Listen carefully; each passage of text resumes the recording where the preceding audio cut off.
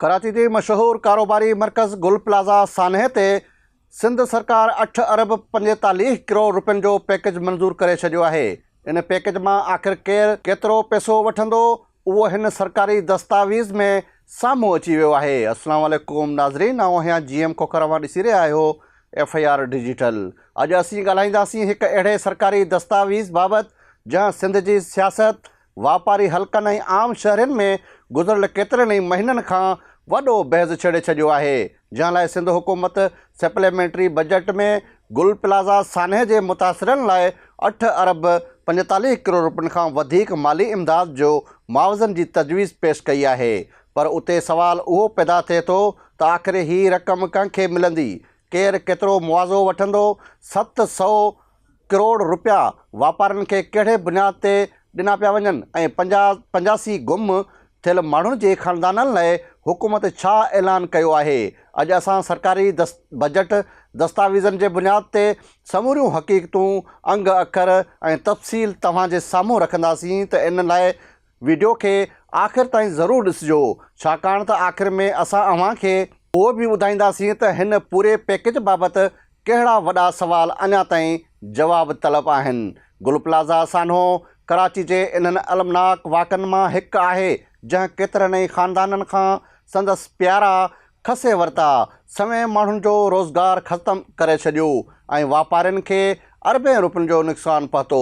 मुतासिर ख़ानदाननि केतिरनि ई महीननि खां माली इमदाद, मुआवज़े ऐं सरकारी सहायता जा मुंतज़र हुया।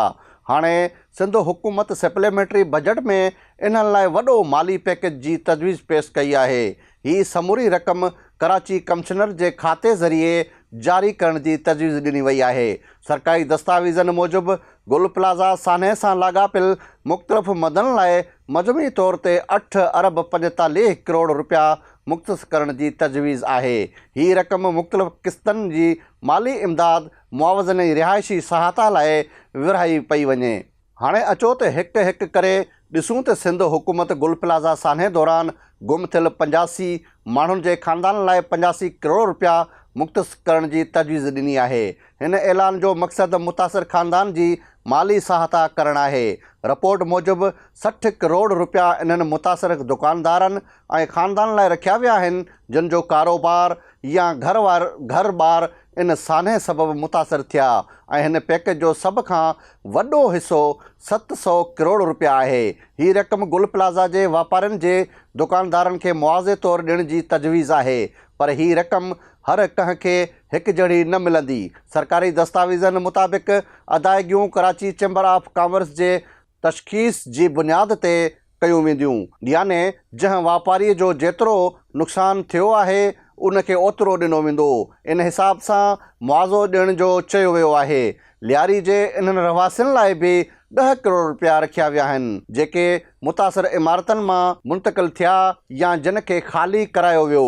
ही रक़म संदसि किराए ऐं आर्ज़ी रिहाइश लाइ मुख़्तस कई वई आहे। हाणे हिकु अहम हक़ीक़त खे ॾिसूं था। सरकारी दस्तावेज़नि मूजिबि इन्हनि मदनि ते ख़र्च थींदड़ मजमूई रक़म 8 अरब 79 करोड़ 82 लख 20 हज़ार रुपया ज़ाहिर कई वई आहे, जॾहिं त इन मां वॾो हिसो हुकूमत ॿिनि खातनि जी बजट मां पूरो करण जो इरादो रखे थी। सिर्फ़ महदूद रक़म सप्लीमेंट्री ग्रांट ज़रिए घुरी वई आहे। पर हाणे असल सवाल शुरू थियनि था त छा 85 गुम थियल माण्हुनि जी हर ख़ानदान खे हिकु जहिड़ो मुआवज़ो मिलंदो? 700 करोड़ रुपयनि जी विरासत कहिड़े फार्मूले तहत थींदी? कराची चैम्बर ऑफ कॉमर्स नुक़साननि जो अंदाज़ो कीअं लॻाईंदी? छा इन जी मुकमल लिस्ट अवाम आॾो आंदी वेंदी? मुतासिर वापारियुनि खे अदायगी कॾहिं थींदी? छा समूरनि मुतासिरनि खे इंसाफ़ मिलंदो? उहे सभु सवाल अञा ताईं जवाब तलब आहिनि। हाणे सिंध हुकूमत वॾी माली पैकेज जो ऐलान त करे छॾियो आहे, पर हाणे असल इम्तिहान शफ़ाफ़ियत, मुनसिफ़ानी विरासत ऐं वक़्त ते अदायगी जो आहे। जेकॾहिं रक़म वाक़ई मुस्तहक़ माण्हुनि ताईं पहुती त ही मुतासिर ख़ानदाननि लाइ वॾे रिलीफ साबित थी सघे थो, पर जेकॾहिं विरासत में शिकायतूं पैदा थियूं त ही मामिलो वधीक तकरारी बणिजी सघे थो। तव्हांजी नज़र में 8 अरब 45 करोड़ रुपयनि जो ही पैकेज काफ़ी आहे? छा हुकूमत खे समूरी लिस्ट ऐं विरासत जो तरीक़ो अवाम साम्हूं आणणु घुरिजे? पंहिंजी राय कमेंट्स में ज़रूरु लिखो। वीडियो पसंदि आई हुजे त चैनल खे सब्सक्राइब करियो ऐं असांजी फेसबुक खे फॉलो ऐं शेयर कंदा रहो, छाकाणि त असांजो अव्हां ताईं अहिड़ा ई सरकारी दस्तावेज़नि ते ॿधल अहम इंकशाफ सभ खां पहिरीं पहुचंदा रहंदा। ख़ुदा हाफ़िज़।